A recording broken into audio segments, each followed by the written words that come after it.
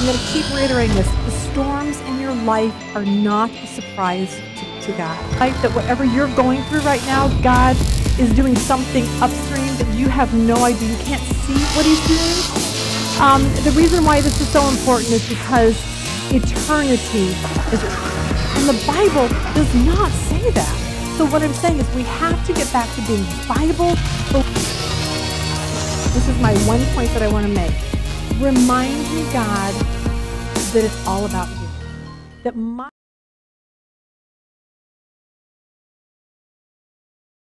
all right, good morning. Welcome to those of you that are here. We're super glad you're here today with us. For those of you that are joining us online, apps, Roku, YouTube, any way you found us, super glad you're joining us today too. If you want to know more about our ministry, go online to womensbiblestudy.com. There you can get handouts for today's lesson, catch up on this series and all the other series that we do. So that's how you find us. How's that? We are in a summer series, and we are working through the book of Proverbs, which we've never done before. It's a lot harder than I thought it was going to be because Proverbs is so big and has so many things. So we are learning one main thing, and that is that in life there is two paths, and our goal for this series is to get us to see the one path that we want to take, which is wisdom, but we're always have a choice to take the path of foolishness. So we're trying to see what wisdom looks like versus what foolishness looks like. Next week, I'll just tell you real quick, we're going to talk about children, and we're going to talk about especially that verse about... Yeah, it's actually not a verse in the Bible, spare the rod, spoil the child. That's not an actual verse, but there is verses that allude to that. And so we're going to talk about what does that actually mean when it's spare about a rod? Does that mean you should beat your children? What exactly does that mean? And I don't think it does, so we're going to do that. I'm bringing my daughter in next week too, and I'm going to interview her so that we can kind of get a whole different view of, she's been to college, she's been to high school, she knows what's going on in this world right now. How do we raise our kids in this insane world that we live in now? So I'm going to talk for the first 15 or 20 minutes, then interview her for the rest of the time next week. So if you have anyone that has kids that you need to know how to raise them at that point, come next week. So, all right. Today we're going to talk about 4 different things, and with the whole question that you need to ask yourself. And the question is, am I wise? And we're going to put up 4 different things on the screen, and I want you to take that statement and say, does that look like me? And that's how we're going to tell. Now, the first thing that we're going to talk about is this one, and I want you to look at this and tell me if this looks like you. Wise people flee from sin before it happens, so it will never happen. Proverbs 14:16 says this, a wise man fears and departs from evil, but a fool rages and is self-confident. In other words, he's saying a wise man departs, fears the thought of evil and wants to depart from it before it ever even happens. Because wise people know this, with every action that you do, there's always some kind of a reaction. And if you're a good chess player, a really good chess player, like if he knows what the opponent's going to do, and he also knows how to counteract what the opponent's doing. So he can think like 6 moves ahead, and that's kind of what wisdom is for us. We need to be looking ahead, like if I do this, what's that going to produce? If I text that guy that I know I shouldn't text, let me go 6 steps beyond that and see, how is that going to turn out for me? If I go on that office trip and I can take my husband, but I really don't want to take him because there's this like super cute guy, what is that going to look 6 steps beyond what I just do? If I stay out too late and I'm drinking too much, what is that going to look like 6 steps beyond that? If we consistently look at that, that's what wisdom looks like. It's like, you know what? I see that situation and I better be really careful before I go down that direction. We see 2 examples of this in the Bible. For those of you, if you don't know much about the Bible, you probably have heard the story of David and Bathsheba. And here you have King David, who is the king. God even says he's a man after his own heart. But apparently, he doesn't use wisdom the way he's supposed to. And there's this scene where King David decides that he doesn't want to go to war. Nobody really knows why that is. Maybe he's getting older. Maybe he's just tired. Who knows? But he looks out his window one day and sees this beautiful woman, Bathsheba, bathing in her little bathtub. And he has a choice. All he has to do is look 6 steps down and say, okay, that's going to be a bad choice if I ask her to come in and have an affair with me. He calls the people who work for him, and he's like, go get that woman. And they, being filled with wisdom, are trying to say, David, that's the stupidest idea you've ever had in your life. Like, this is a married woman. Not only married, but her husband is off to war fighting for you. So you need to really rethink this before you attempt to go that direction. But he decides to make a foolish decision instead of a wise decision. He has an affair with Bathsheba. She ends up getting pregnant. Now they've got to cover it up. And it's this whole disastrous problem in his life now. So what he does is he does something even more foolish and makes sure to put Bathsheba's husband on the front line so that he'll die. And he ends up dying so that he can get the woman, and that's just how it all. God is so upset with David. He's like, how can you do that, David? You know that there's consequences to our sin. When we do something stupid, foolish, there's always going to be bad that comes out of it. And for David, it was bad. God said, your child that you had out of, for this affair with Bathsheba will die. And that's exactly what happened. And then God says to David, the sword will never depart from your house. And it never did. Like, his whole family was a disaster. It's like his one son literally murdered his other son. His one son wanted to take over the throne, kicked his dad off the throne in Jerusalem. David rides out of Jerusalem with his son. Like, it was a mess. And it all could have been not happened that way if he would have just made a wise decision. Looked at Bathsheba, turned away, said, yeah, she's super hot, but, can't go there. I love God too much. But he didn't do that, and there's always consequences when those things happen. Joseph, on the other hand, is in the Old Testament. And Joseph was the son of 12. He had 11 brothers. The older 10 brothers hated him because they felt like dad liked Joseph better than anyone else. So they hated him, and so they were out in the field one day. Joseph shows up. They throw him in a pit, and then they decide, well, we don't want to kill him. So they sold him to some slave traders going to Egypt. They went home and lied to their dad and said, Joseph got eaten by an animal and he's dead, which none of that was true, but it was so devastating to the father that this happened. And Joseph ends up working for a man by the name of Potiphar in Egypt. And apparently Joseph is super hot. And so Potiphar's wife wants Joseph to sleep with her. And he's like, I can't do that. Like, his choice was the same as David. Do I go for it or do I not? And he chose the path of wisdom. And he said, you know what? I'm not going to do that. He told her, I can't do that to your husband for one. But overarching that, I could never do this to God because I love God so much. She cried rape, even though he didn't. He ended up going to prison, which was a bad thing, but God used it all to get him to become second in command of Pharaoh.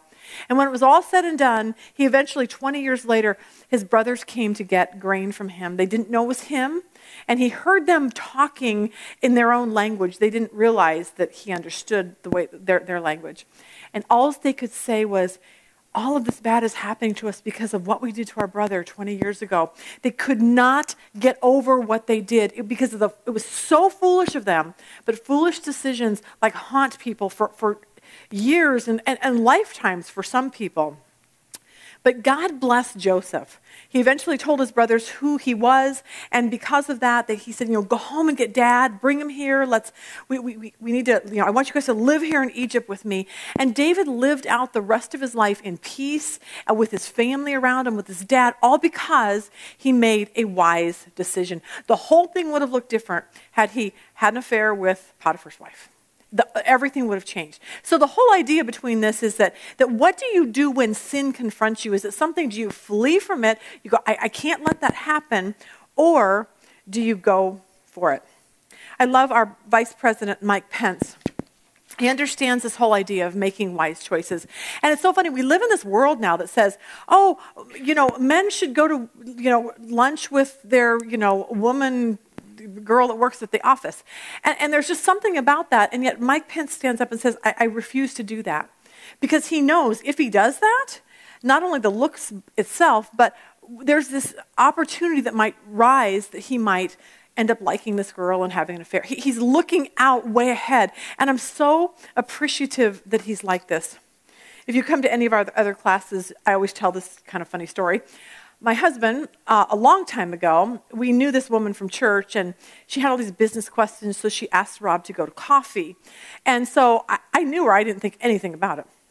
And so he goes there, and just as he's having coffee with her at like a Starbucks or something, a pastor that knows him walked in. And he sees him sitting with another woman. And he called him later and he said, Rob, you can't be doing that. A few minutes later, my son walked in. One of our kids walked in. And he's like, why are you with this lady? And it was just this awkward situation. My husband's so naive, like he doesn't think anything. But he came home that night and he said, if she ever asks me to go to coffee, I need you to come protect me. And I need you to go with me. And so we did. Next time she said, hey, let's go coffee. He said, great. I show up. Okay, super awkward. And she never, ever asked him to go to coffee again. So there you go. You got to be careful you just don't know. Someone's like, hey, let's go do this. And you think it's innocent, but innocence might turn into something else. So that's why we always say, we got to know we got to look ahead for sin, whatever that looks like. Now, we have to flee from sin. We have this cute little video. It's about snakes. I want to take this next segment and I want you to understand what sin is. In cultures all over the world, sin almost has a mystical property. People can't get a hold of it. It's like grabbing a cloud. But during this session, I want to demystify sin, and I want to break sin down into bite-sized pieces so that you can understand exactly what it is you're dealing with and what you need to fight it. In your life and in just nature in general, everything starts off small. And that's how it is with sin. Just look at things you're involved in right now and think about issues in your life. They all start off small, but they ultimately get big. Why do they get big? Whatever you feed grows. Whatever you pay attention to comes around more. And whatever you really invest your time in is going to advance or become bigger in your life. And this is a problem with sin. Before you know it, it's got a hold of you and you can't get rid of it. If you give it food, it's going to grow. And once it grows, it's going to always want more. I hate snakes. Serious hate them. Do you think they're confused right now? Like right now in Phoenix, it's so hot and it's winter, and it's like, I walked out the other day and I thought, I always check for snakes because we live in the desert. And I walked out and I'm thinking, oh, there's no snakes. And I thought, they have to be really confused. They don't know whether they should come out or not. It's because it's so hot here in the winter. It's the weirdest thing. But that's a great reminder that sin just builds. It just does. And you just think it's just a look, and then it's a lunch, and then it's hey, let's go to this conference together, and it just goes on from there. It just becomes this. So always remember that's what sin does. Here's what wise people do. Wise people run from sin so it never, ever gets out of control.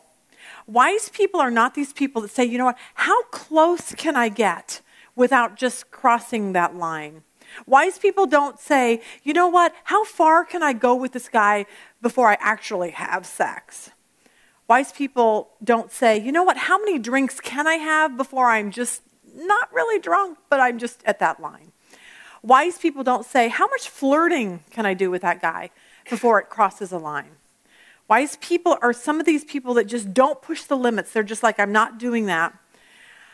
A lot of times, the reason why we don't get this particular concept with sin is because of the friends we hang out with. Because we have friends that are pushing us that direction, like, oh, you need to do that, you'll be fine. And so here's our next person. Wise people hang out with wise people. So the question is, who do you spend the most time with in your life? Proverbs 13:20 says, whoever walks with the wise becomes wise, but the companion of fools suffers harm. A little boy told his mother one time, he said, I'd rather have 1,000,000 friends than $1 million. And she said, why would that be? And he said, well, if I ever get in trouble, each friend should be able to give me at least $1, which gives them $1 million anyway. But your friends really do matter who you hang out with. And so the Bible talks about 3 different kinds of people that you and I need to stay away from. The first one is this, naive. Proverbs 14:15 says this, the naive believes everything, but the sensible man considers his steps. Naive people believe everything. In other words, they're just like, hey, don't worry. You know, you're not going to get caught. I'm not going to get caught. Don't worry. You're not going to get pregnant. You're not going to get like addicted, whatever. And they're these friends that are just naive, and they bring you right along with them. Naive people are not really aware of consequences. They just don't think along those lines. They don't think that flirting with that guy could actually turn into an affair. And they don't think taking those extra pills might make you addicted. And they don't think that having sex at 16, you might end up pregnant and then have an abortion, and then that whole thing happens. They don't think that going to a party and getting drunk might end up in a full-on collision that kills people. So wisdom, like we talk about here, is shouting from these windows up here. And this is what Proverbs is shouting in chapter 1, verse 10. My son, if sinners entice you, do not consent. If they say, come with us, let us lie in wait for blood, let us ambush the innocent without cause. We will find all kinds of precious wealth. We will fill our houses with spoil. It's just being naive. We're going to do all of these things and nothing bad's going to happen. Throw in your lot with us. We shall all have one purse. My son, do not walk in the way with them. Keep your feet from their path, for the feet run to evil and they hasten to shed blood. That's what naive people do. Wisdom is shouting for you to run away from people like this. Some of you really need to hear this today because you have friends that you're hanging out with, and you know whenever you get together with them, they're like, hey, let's go out on Friday night. Nothing good ever happens. And you know that, but you still don't want to break off your friendship, and you still do it, and you're the one that's going to get caught in a really bad trap. Rob and I were in Vegas a couple months ago, and we were walking through Caesar's Palace, and we saw all these like kids, like girls, and they were like skirts up to here, and they were all drinking, and they were just trashed, and I was just like, it just hurt my heart. I woke up in the morning, and but the first words out of my mouth were this: I wonder how many people are waking up this morning in Las Vegas wishing that last night never happened, because now it's too late to change anything. And that's what it is when you hang out with naive people. So, do you hang out with them? Here's the second one. Simple-minded. Verse 22 says, how long, O naive ones, will you love being simple-minded? Now, last week I told you a joke about the blonde and the whole, simple-minded. So I have another one for you. A policeman was interviewing a man who his store had just been robbed. And the owner was like, this is bad. It's so bad, but I'm so incredibly thankful that he robbed me today instead of yesterday. And the police officer said, well, why is that? And he said, because today, everything was marked 50% off. And he said, so I've really only lost half as much. Okay, there you go. That's simple-mindedness right there. I was thinking about this. What that really means is somebody who has never been taught the right way. They just don't think along those lines. Rob was watching a Dateline one time, and he told me about it the next day, and he said, he goes, it's so weird. He goes, this woman was poisoned, and he said, so they spent the whole hour trying to figure out who did it. And when they did, they did it because there was, of course, fibers and fingerprints and DNA and text messaging and all of these things and I looked at Rob and I said, do people not know that they're going to get caught? Like, do they honestly think they're going to get away with stuff like this? Like, have they never watched CSI? Do they not know that nothing that they do is going to be secret? Like, your computer they can get into, your text messaging. Like, I don't know why people are so ridiculously dumb. And then it dawned on me that they're simple-minded. They've honestly never been taught that. They really think they're going to get away with things like that. So do you hang out with people that are like that? The third one is a scoffer. 122, the last part of that verse says, how long will scoffers delight in their scoffing? Now, scoffers are people who just jeer at everything. They laugh at everything. They mock at everything. You try to do the right thing, they're laughing at you. You just think you're just all that. And they consistently are jeering at you and scoffing at you. They're critical people. They're proud people. They don't really care anything what God has to say. And see, that's the question. Are these the kind of people that you're hanging around with? I think about that with Noah. When I think of scoffing, I'm like, okay, like when God says, build a boat, Noah. Well, there had never been rain, and now he's building a boat, and people are just like scoffing. They're laughing at him, and they walk by and they're like, ha, ha, ha, what's wrong with you? You're crazy. They're scoffing at him. They're laughing at something. But of course, Noah has the last laugh at that. When Susan Boyle stepped on the stage of Britain's Got Talent, you could see the audience, and they were scoffers. They looked at her, they laughed at her, they jeered at her because of her outward appearance. She had no glitz, she had no glamour. But I'm telling you, the minute she opened her voice, that scoffing stopped right away. But some of you might hang out with people that are like that everything to them is just, let's laugh at that person, and let's make fun of that person, and that's just scoffers. Psalms 1 says this, "Blessed is the man who walks not in the counsel of the wicked, nor stand in the way of sinners, nor sits in the seat of scoffers." The Bible's really clear to stay clear away from people like that. This is why, if you hang out with any three of those people, naive, simple-minded, or scoffers, you will never live the life that you're supposed to live, a life of wisdom. Because if you hang around people like that, how will you know what a healthy marriage should look like? If you hang around people like that who live very unhealthy marriages. This made me laugh. A husband was reading an article, told his wife, the article says that women speak 30,000 words a day and men only speak 15,000 words a day. And the wife said, well, the reason for that is because the wife has to always explain things twice to her husband. And he looked up from his newspaper and he said, what? What did you say? And I thought that was cute because I thought, yep, there you go. Women have to say things twice to our husbands. But how will you know how to treat your husband if you only hang around with people who disrespect their husbands, who are scoffers and naive? How will you know how to love God? Like if you're hanging around people that don't love God, you'll never know how to love him and get to know him. How will you know how to manage your finances? If your friends are just naive, going, oh, I'm going to buy this and I'm going to put my credit card up to the hilt. I'm going to be fine. It's going to be. How will you ever know how to manage money if you hang around people like this? How will you know how to raise your children? If all your friends don't know how to raise children and they're doing everything just wrong and they're mean to them and they treat them like dirt, how will you ever know if you're hanging around people like this? How will you know how to be giving and loving if you hang around people who are selfish and hateful, who are mockers at things? How will you know how to stop getting drunk if you hang around people who are always getting drunk? How will you know how to gain wisdom if you hang out with only people who are foolish? How will you know how to speak kind words if all your friends do is speak angry, bitter words? This actually made me laugh. This next screen, someone said this, it's so simple to be wise. Just think of something stupid to say and then don't say it. Okay, there you go. That's all we have to worry about. Like whatever you're thinking of saying, then just don't say it. That would be a novel idea. But this might be a wake-up call for some people who hang around people, their friends, and they're like this, but they do not want to break away from them.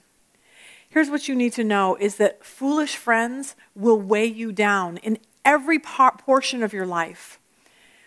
Here's what we've learned over the years for Rob and I. The stronger we get in our faith, the less friends we actually have. And as weird as that sounds, that's just the way it is. Because the more I love Jesus, the more I want to live a life that promotes him. And suddenly, the people that we used to hang out with, they don't want to hang out with us anymore. And our phone stops ringing. And when that happens to you, I want you to know, do not take that personally. Because the Bible says, the darkness hates the light. And if you start acting and doing things wise with wisdom, people are not going to like that. We have friends that we had many years ago. They don't want anything to do with us now. And Rob said the other day, we were just talking about this, and he said, why do you think that is? And I said, I think it's because we changed. And when you change, your friends are not going to want to hang out with you. Because suddenly you find yourself going, you know what? I'll go to the bar with you, but I don't want to get drunk. You know what? I'll talk to you, but I don't really want to be a jerk to my husband. When you start, when the people start gossiping, you're just like, you know what? I just kind of don't want to join in. And when you become that person, all your friends are like, yeah, I don't really want to hang out with you anymore. You're just not like us anymore. Now, does this mean you shouldn't hang out with your friends that are foolish? The answer to that is maybe yes and no. No, because Jesus hung out with people. He hung out with sinners and prostitutes. The whole idea Jesus did is to bring them to himself. And our goal for being with friends that are kind of foolish is to help them grow in wisdom. That's what we should be doing. But If you go to the bar with them and have 7 drinks instead of 1, then that might tell you that you're just not grown up enough in your faith to where you can handle being around those kind of people. So I know a lot of people who say, you know what, I just had to walk away from my friends for a season until I grew strong enough so that when we do go to the bar, I don't get drunk. My old self isn't the way I used to be anymore. The point is if they talk you into having that 7th drink, then you probably are not ready. 1 Corinthians 15:33 says this, do not be deceived. Bad company corrupts good morals. It just does. The Bible says that. So when they are influencing you more than you are influencing them, then you might need to make some changes for the time. Remember a couple weeks ago we talked about this building here, the Burj Khalifa. It's the tallest building in the world. I want you to look at the buildings that are at the bottom. Like before the Burj Khalifa was built, those buildings were probably pretty tall. And so it made me think about when you start growing in wisdom, your life is going to start looking like the Burj Khalifa. You're just going to get strong and you're going to be able to handle anything. But I want you to think about all those small buildings around you as your friends that think you're just a nutcase because you don't want to do the things that they do anymore. And if you were one of those buildings, I bet you look up every day and would say, you know what? That building just kind of thinks it's all that, doesn't it? You know, that building, I just wish it would fall. That building, look at all the glass in it. I just hope an earthquake happens and shatters it all. That building just looks so tall and proud and, it just needs to be taken down a notch. And I want you to know that foolish people will do that to you. They want to bring you down, but wise people want to bring you up. And that's what we're trying to get us to be able to do is hang out with people that will lift us up, wisdom and not foolishness. The third one is this: wise people ask for wise counsel. Proverbs 1:5 says this: a wise man will hear and increase in learning, and a man of understanding will acquire wise counsel. And so the question we need to ask is, do you actually seek out counsel from people, or do you just say, I know it all, no, I don't need to get anyone's advice? There was a young man who was loaned $500 from a friend of his, but he never got a signature on the page saying, is that still doing that weird thing, do you think? Do you think it's my earrings? No, okay, it's just weird. All right, it's popping. We'll get over it. He tells his dad. He went to his dad because his dad has a lot of wisdom, and he said, "Dad, my friend owes me $500," and he said he refuses to pay me, and I have no record of that I loaned him this money. And his dad said this. He said, "Just write him. Tell him that you loaned him. You need to get paid for the $1,000 he loaned you." And he goes, "But he didn't loan me $1,000." And he said, "You're right." But he said, the minute you write that, he'll write you back and say, "No. I owed you $500, not $1,000, and then you'll have it in writing." Okay, so it's brilliant. But he never would have thought about that on his own. But he went to someone wiser than himself. Proverbs 12:15 says this: the way of a fool is right in his own eyes, but a wise man is he who listens to counsel. Proverbs 11:14 says, where there is no guidance, the people fall, but in abundance of counselors there's victory. Proverbs 13:10 says, through insolence comes nothing but strife, but wisdom is with those who receive counsel. Now, when you came in today, you each got a package of Orville Redenbacher's popcorn. And the reason for that is because every time you look at his little picture on here, his name and his picture, I want you to think that the reason that is on there is because he made the choice to get wise counsel. When Orville was 63 years old, he was selling Red Bow popcorn. For 4 years, he did everything he could to sell his brand of popcorn. He went from farmer to processor to retailer, and every single time he went, it was the same story. Farmers do not want your seed, Orville, because it yields less per acre. Every processor said the same negative reaction about his popping corn. The retailers, he would go in and say, look, you need to buy my popcorn. And they would say, there's 80 different brands of popcorn on the market, and yours is 2.5 times as much as everyone else's. Why would we want your popcorn? So one night in 1970, he said he sits down to make his popcorn and he just doesn't even want to make any that night. He's so depressed. He said he thought 10 years of my life is down the drain. I've made this popcorn. No one wants it. I don't know what to do with it. And so he started remembering about talent. And he started remembering his mother talking about how important it is to use your talent. And so he knew he was talented to make the right kind of popcorn, but he didn't know how to market it. And so he started thinking about Sunday school when he used to teach Sunday school, and he remembered something in Proverbs about counselors. So he went to his Bible and he started going through it, and he came across Proverbs 24:6. For by wise guidance you can wage your war, and in abundance of counselors there is victory. So he decided that, okay, I'm going to lose my ego, and I'm going to go admit to someone that I need some help. So he began looking around for a good marketing company. A few days later, he went to Chicago. His chosen counselors was an advertising and marketing firm, one of the best, I think, in Chicago at the time. And they sat down at this table. He said there was the owner, there was a retailing expert, and a copyright guy that was there. And they sat him down and he said, tell us about popcorn. Tell us everything you know about popcorn. He said for 3 hours, he just poured out his soul about popcorn. They said, come back next week and we'll have something for you. Following week, he came back and they had come up with a marketing scheme, and here it was. We think that you should call it Orville Redenbacher's Gourmet Popping Corn. And if you look on there, that's exactly what it is to this day. He stared at them and he said, why in the world would I do that? Like, why am I paying you all this money? My mom named me this like 63 years ago. Why are you telling me? No one wants popcorn that has that weird name on it. And he drove back thinking, I just spent $13,000 for someone to tell me I should use my own name. That's the most ridiculous thing I ever heard. He said then they recommended that they put his picture on there, which, his picture's all everywhere. And he's like, that's the dumbest idea I've ever heard.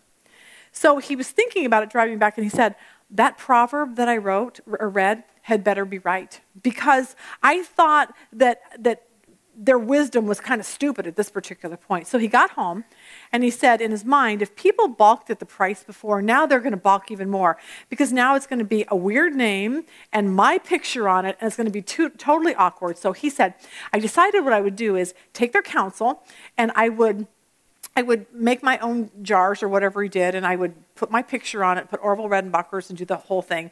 He said, so I sent it to one of the top marketing firms into the gourmet food department where was it at? It was at Marshall Fields in Chicago. That's what it was. He said, I sent it to his home address, a whole case of it, didn't put a return address. He said, so what I did was, he said, a month later I called him and said, hey, I sent this to your home. Did you get it?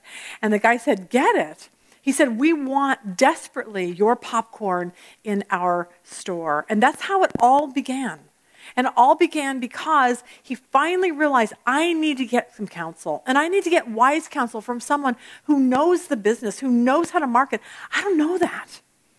And so the question for you today is, when something is wrong in your life, one, do you seek counsel or do you not? And two, who do you seek it from? Because that's really, really important. If you're seeking counsel from your best friend who's drunk at the bar, you're not going to be getting some very good counsel. If you have marriage problems, I'm assuming you're not going to talk to your dentist about it. If you have having children problems, I assume you're not going to talk to the checkout lady at the grocery store.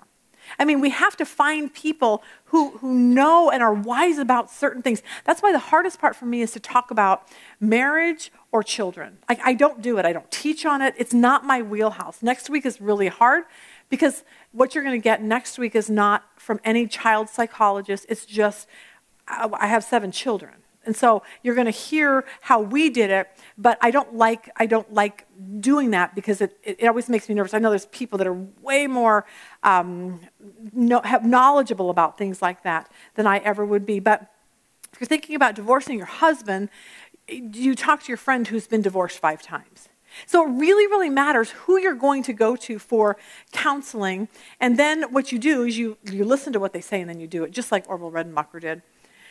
I learned this in a very valuable way. Every so often in our Wednesday study, we have guest speakers come in. And a couple years ago, we had a guest speaker. His name was Sujo John. And he was in the Twin Towers when the planes hit that day. His wife was in one, he was in the other. He was one of the very few that actually made it down and got out from the highest floor that he was at. Anyway, we had him scheduled to come and speak. And at the time, he called me and he said, hey, he said, Morgan Freeman, the actor, is doing this new show about God or some weird thing. And he said he wants to come with his video team, videotape me as I'm speaking. And he said, I gave him a list of all the places that we're speaking at, and he decided they want to come to your Bible study. They thought that would be a good place. So I was like, yes, Morgan Freeman, how cool is that? So I come home and I tell Rob, I'm like, Rob, Morgan Freeman's going to be at Bible study. I can't wait to tell the girls. And he said this, do not say a word. Like, don't tell anyone, not even don't tell anyone. Like, seriously, Mom's the word on this. And I'm like, what? This is like some really cool information that everyone needs to know. And he said, Lisa, just trust me on this. And thankfully, I listened to his counsel because I know my husband's pretty wise. So I listened to what he said. Didn't make any sense at the time. But at 9 o'clock the night before, their whole team had been there that day, checked the whole thing. There just wasn't enough room to do what they wanted to do, videotape him, watching the Bible study because there was too many tables and chairs around. And so they called at 9 and said, Morgan won't be there. And I was so thankful that I didn't say anything because people would have literally come to see Morgan. He would have been there. I would have been embarrassed. That's just the way it was. So the point is that when somebody gives you some wisdom, sometimes it doesn't make sense at the time, but we have to know them well enough to say, you know what, I trust them so much that I'm going to go with what they have to say. I always say this with Rob, with our kids. Whenever they were dating someone, I think I've told this to you before, Rob would always, they would always listen if Rob didn't like that person. And so the last couple boyfriends that Cheyenne's had, Rob's like, no, they're just not right for her. And find we've literally had 3 huge arguments over these guys that she's crazy about them. And Rob's like, nope, not the one for you. And I get mad at him and I'm like, our poor daughter is never going to find someone to marry because you keep telling her that it's not the right guy. But then after she breaks up with him and she looks back a month later, she's like, oh, I'm so thankful I listened to Dad. So it's a matter of finding somebody that you really believe knows what they're talking about biblically, and then you trust what they have to say, and then when they say something, you go with it. That's kind of how that all works out. The last point, this will be really quick, wise people store up knowledge.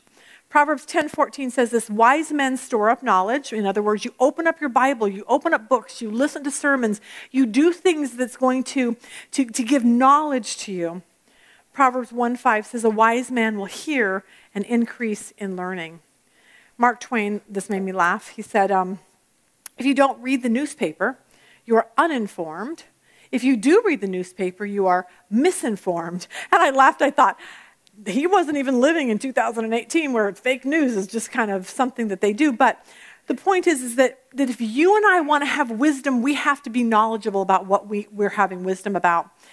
If you have problems in your marriage, you need to be pouring your mind into marriage books and trying to figure out from people who made it out, who made it. If your husband had an affair, then find books that are about husbands that had an affair and how can you make your marriage work, or what does that look like? Children, how do you raise children? You soak up books and sermons that talk about that. If you want to know about salvation, then you need to really pour your life into books about salvation or business or whatever it is. And the Bible is our greatest source because that's what God's word to us that tells us how to live this life. Here's a picture of something some of you will never have seen in your life, the Encyclopedia Britannica. Okay, if you are younger and you just were raised on the computer and Google and all that, you don't know that that's how we used to live. And so what it is before there was Google, there was these. And if you wanted to know anything, let's say you wanted to know about Iran, you would go to the I and you would look up Iran and it would tell you, it's kind of like Wikipedia in a book. There's 32 volumes, 33,000 pages, and 44 million words in the Encyclopedia Britannica. And one year, there was a man, A.J. Jacobs, he decided to read every single word in every single one of those volumes. It took him 1 year and 55 days. He read 100 pages per day.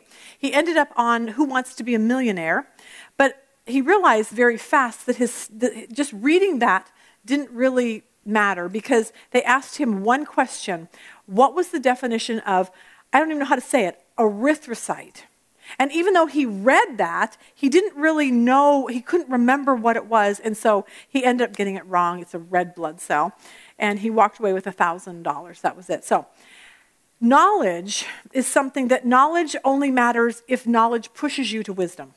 See, he learned knowledge for knowledge's sake, and it really didn't do him any good. So our whole goal in life is to read, to get knowledge, so that we can have wisdom and live this life the way God intends us to do. So today, there's our list. That's it for today.